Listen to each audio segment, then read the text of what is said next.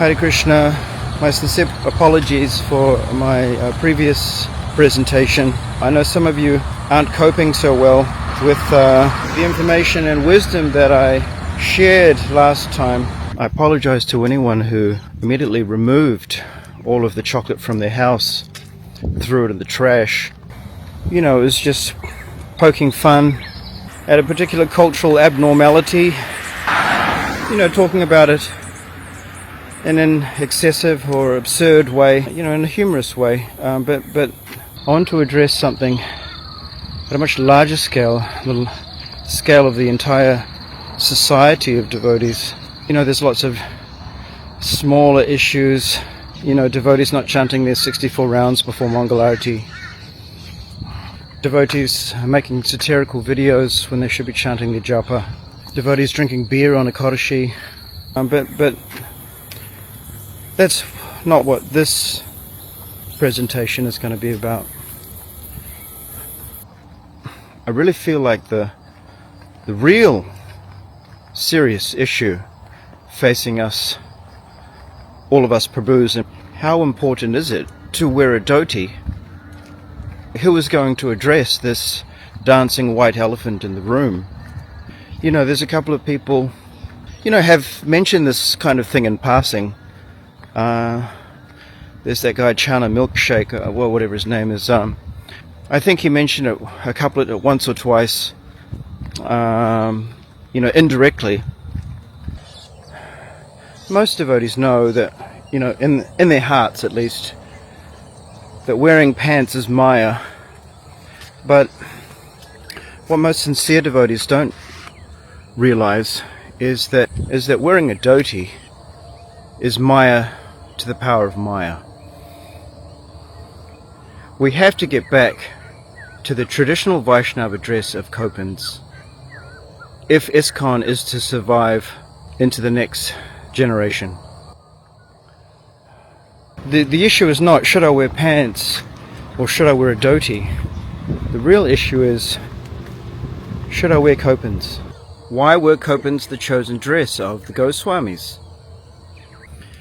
Srinivasacharya has written in his famous Sad Goswami Astakam, Kaupina Kanta Srita Vande Rupasana. 6 Goswamis, to save the conditioned souls, they accepted kaupins. Now, if we're going to take this Western preaching seriously, we have to follow in the footsteps of the 6 Goswamis. You know, for me, it only became very apparent how much of an issue this is in ISKCON when, you know, I went to the temple and I tried to lead a kirtan, and they told me, you know, you have to be wearing a dhoti to lead the Arti Kirtan. If I had a gulab for every time I've been asked to put on a dhoti to lead a kirtan, I'd have diabetes by now. Some devotees like to preach the glories of the dhoti, you know, saying how it's so much superior to Western pants. You know, just for instance, if you look over there, there's like a big body of water. So if you were to try to walk through that in your Western pants, they'd just get wet. But with a dhoti, you can actually lift up the material. The dhoti doesn't get wet, so that is an obvious advantage of the dhoti. But if you look at kaupins, that's just not an issue at all. Look, I know I'm the only one who's talking about these kinds of things, but they need to be heard. You know, just to understand the power of kaupins, when I was out distributing books in the traditional dress of the Goswamis, it had such a profound effect on the public. You know, they're raising their arms in the air and shouting. They were ecstatic.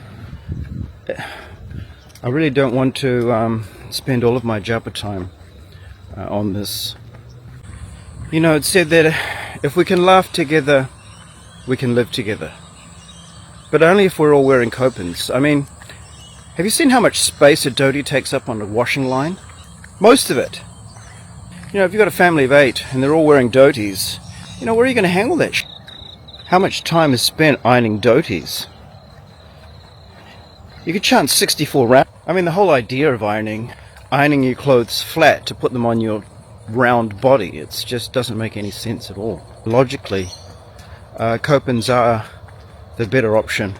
Basically what I'm saying, it's really just a question of, you know, sincere devotees removing any item of clothing in their wardrobe that starts with the letter D, and especially DH, the D sound. I'm probably not the best person to be talking about chanting 64 rounds. The last time my japa beads broke and I had to restring them, when I was sitting there putting all the beads back on, I was considering leaving a few off so I could save a bit of time in the morning. Watering down the philosophy is a grave topic, and from the point of view of the 4 Kumaras, you know, kaupins really are a concession. To go forward, we really need to go back, you know, but not too far back, you know, not as far back as the 4 Kumaras, because, you know, that's just fanaticism.